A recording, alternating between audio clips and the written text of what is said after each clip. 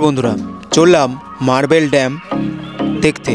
तो आपनादेर सामने कत सुंदर सुंदर मुहूर्त बा भिडियो तुले धरबो এই मार्बल डैमेर। तो चलुन এই मार्बल डैम जेते जेते गाड़ी पार्किंग थेके मार्बल डैम पर्यन्त अनेकखानी मोटामुटी रास्ता हेঁটে पाয়ে हेঁটে प्राय 2 मिनट 3 मिनट लेगे जाबे। एरই माझे विभिन्न धरनेर दोकान।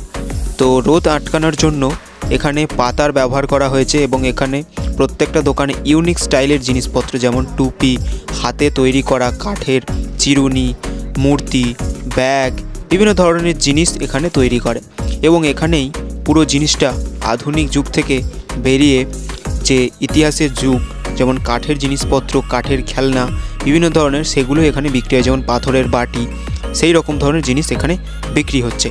देखे मनटा खूबই भालो लागलो एबं आमादेर कलकाता नियारेस्टे जे समस्त मेला इत्यादि हय से समस्त दिक थेके এই যে জিনিসগুলো অনেকটা আলাদা।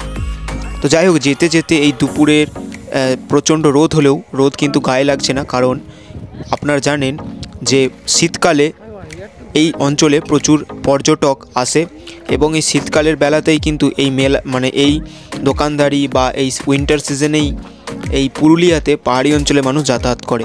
তো তার কারণেই একদমই রোদের ঝলকে কোনো অসুবিধাই হয় না।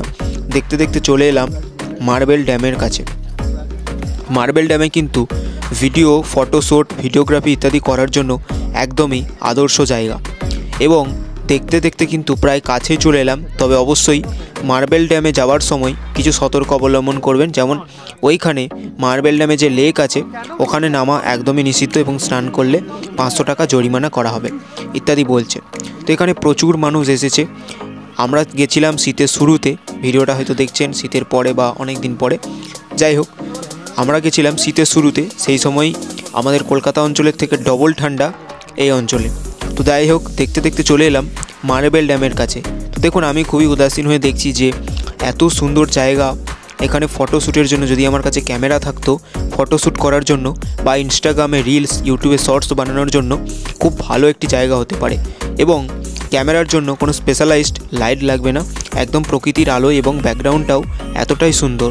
তো একটা গেটও করে রেখেছে, হয়তো টাইম এর সঙ্গে সঙ্গে এখানে গেটটাকে বন্ধ করে দেওয়া হয়। তো চলে এলাম মার্বেল ড্যাম, যেটা কিন্তু দেখতে খুব সুন্দর। তো দেখতেই পাচ্ছেন পুরো দৃশ্যটা যে কত উঁচু পাহাড়ের মতন মার্বেল রাখা এবং সোনালি সূর্যের আলোয় জিনিসটা চকচক করছে, যেন একদমই ফুটে উঠেছে। হয়তো আমার ক্যামেরাটা খুব দামি নয় সেই কারণে খুব ভালো ফুটেজ তুলতে পারিনি, একদমই 1080তে শ্যুট করেছি, তাও 4Kতে শ্যুট করতে পারিনি ক্যামেরার স্টোরেজের কারণে। কিন্তু তার সত্ত্বেও আপনারা কিন্তু দেখতে পাচ্ছেন যে কতটা সুন্দর এই জায়গাটা এবং চোখেতে রোদ এতটাই ফুটে উঠছে যে নেওয়া যাচ্ছে না। তো পরিবেশটা এতটাই সুন্দর, এটা কিন্তু মানে যখন কেউ থাকবে না এই জায়গায় একদম নীরব হয়ে যাবে, সেই সময় এই জায়গাটা এত সুন্দর লাগবে আপনার ভাবতেই পারবেন না। এখন পর্যটক প্রচুর এখানে আসছে, জনসমক্ষে প্রচুর চেঁচামেচি হচ্ছে। এখানে মেডিটেশন করা বা বিভিন্ন ধরনের কাজ বা ফটোশ্যুট করা খুব সুন্দর একটা প্লেস। যদিও মেডিটেশন করার জন্য এই জায়গাটা ভালো হলেও পর্যটকদের এখানে প্রচুর পর্যটক আসার কারণে চেঁচামেচির কারণে জায়গাটা বিরক্তিকর হয়ে যাচ্ছে এবং এই জায়গাতে যদি আমি আওয়াজ করি একটা ইকো হচ্ছে। তো যাই হোক খুব সুন্দর জায়গা, আপনি দেখতে পাচ্ছেন যে এত সুন্দর জায়গাতেও এবং সানগ্লাসটা কিন্তু ক্যারি করতে ভুলবেন না, শীতকালেও এখানে প্রচণ্ড রোদের ছোঁয়া একদম চারিদিকে অসুবিধা হচ্ছে দেখতে। তো ক্যামেরার মধ্যে থেকে আপনি বুঝতে পারছেন যে কতটা জোরালো ফুটে উঠেছে এই জায়গায় সূর্যের আলো প্লাস মার্বেল।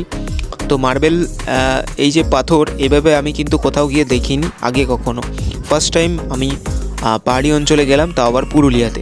অসাধারণ জায়গা, কম খরচে। আমরা 6 জন গিয়েছিলাম, সেখানে আমাদের প্রায় 3000 টাকা মোটামুটি খরচা হয়েছে পার পার্সন হিসাবে।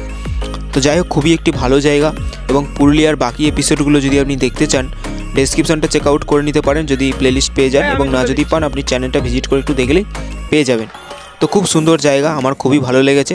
তো আপনারা এইভাবে আসতে পারেন খুব কম খরচে। কলকাতা থেকে বাস আসে এখানে, ও আপনি ট্রেনেও আসতে পারেন, বেস্ট হবে যদি আপনি বাসে আসেন।